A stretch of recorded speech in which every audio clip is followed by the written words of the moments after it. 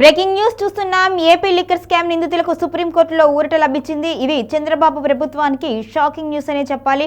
మొత్తానికైతే గోవిందప్ప, కృష్ణమోహన్ రెడ్డి, ధనుంజయలకు ఊరట లభించింది. ఇక ఇదే అంశంపై మరింత సమాచారాన్ని మా కరెస్పాండెంట్ రాము అందిస్తారు.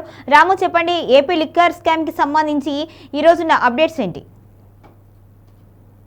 రైట్, ఈ రోజు అయితే ఏపీ లిక్కర్ స్కామ్ కి సంబంధించిన అయితే ఒక కీలకమైన అప్డేట్ అయితే వచ్చింది. ముఖ్యంగా నిందితులుగా అంటే A1 గా ఉన్న ధనంజయ రెడ్డి, A2 గా ఉన్న కృష్ణమోహన్ రెడ్డి, అలాగే A31 గా ఉన్న ధనంజయ రెడ్డి, A32 గా ఉన్న కృష్ణమోహన్ రెడ్డి, అలాగే A33 గా ఉన్న గోవిందప్పలకైతే ఈ రోజు సుప్రీంకోర్టులో ఊరట లభించింది.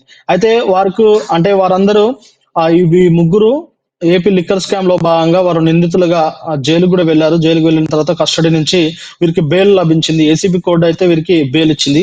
ఏసీబీ కోర్టు బెయిల్ ఇచ్చిన తర్వాత సిట్ అధికారులు వారి బెయిల్ ను షరత్ అంటే వాళ్ళకి బెయిల్ ను నిరాకరిస్తూ వారి బెయిల్ ను తిరస్కరించాలని చెప్పేసి ఏపీ హైకోర్టులో పిటిషన్ వేశారు.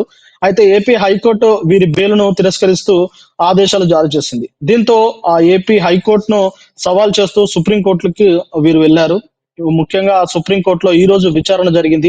ఈ విచారణ నేపథ్యంలో ఏపీ హైకోర్టు ఇచ్చిన ఆదేశాలను తోసిపుచ్చుతూ వీరికైతే అంటే వీరికి సంబంధించి ఆ బెయిల్ కి సంబంధించిన ఎలాంటి తిరస్కరణ అవసరం లేదని, వీరు సరెండర్ కావాల్సిన అవసరం లేదని చెప్పేసి సుప్రీంకోర్టు అయితే తేల్చి చెప్పేసింది. ముఖ్యంగా సుప్రీంకోర్టులో ఈ తాజా తీర్పుతో ఈ ముగ్గురు నిందితులు అయితే ఊపిరి పీల్చుకుంటున్నారు చెప్పవచ్చు. ఎందుకంటే ఏసీబీ ఇచ్చిన ఏదైతే బెయిల్ పిటిషన్ ను హైకోర్టు తిరస్కరించడంతో ఈ రోజు వారైతే కస్టడీకి వెళ్లాల్సిన అవసరం ఉండే, అంటే ఈ రోజు సాయంత్రం వాళ్ళు పోలీసులకు లొంగిపోవాల్సిన సందర్భం. కానీ వీరు వారికి సంబంధించిన అంటే ఏపీ హైకోర్టు ఇచ్చిన ఏదైతే తీర్పును సవాల్ చేస్తూ సుప్రీంకోర్టుకు వెళ్లారో, సుప్రీంకోర్టులో వీరికి సంబంధించిన విచారణ తర్వాత వీరికైతే చాలా వరకు ఊరట లభించిందని చెప్పవచ్చు. ఇక సుప్రీంకోర్టు దీనికి సంబంధించిన తదుపరి విచారణను కూడా డిసెంబర్ 15న వాయిదా వేసింది. అయితే ముఖ్యంగా నిందితుల తరపు న్యాయవాదులు ఆర్యమ సుందరం అలాగే నిరంజన్ రెడ్డి వాదించగా, ఇక సిట్ తరపు న్యాయవాదులు సిద్ధార్థ లూత్రా అలాగే లాయర్ ముకుల్ రోహ్త్కి వీరైతే ఆరోపణలు వినిపించారు. మొత్తం మీద ఇరువురి ఆరోపణలు విన్న సుప్రీంకోర్టు వీరికైతే ఊరట ఇస్తూ తీర్పునిచ్చింది.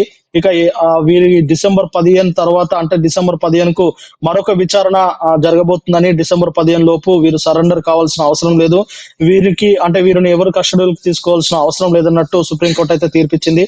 అలాగే సిట్ అధికారులకు కూడా మరొక 10 రోజుల గడువిస్తూ 10 రోజుల్లోగా దీనికి సంబంధించిన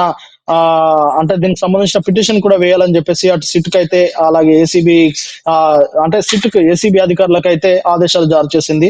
ఇక సుప్రీంకోర్టు తాజా తీర్పుతో ధనంజయ రెడ్డి, కృష్ణమోహన్ రెడ్డి అలాగే గోవిందలప్పలకు ఊపి పీల్చుకోవచ్చు అనేది అయితే చాలా క్లియర్ గా అర్థమవుతా ఉన్నది. ఇప్పటికే ఏపీ లిక్కర్ స్కామ్ కేసులో పలువురు అరెస్ట్ అయ్యారు.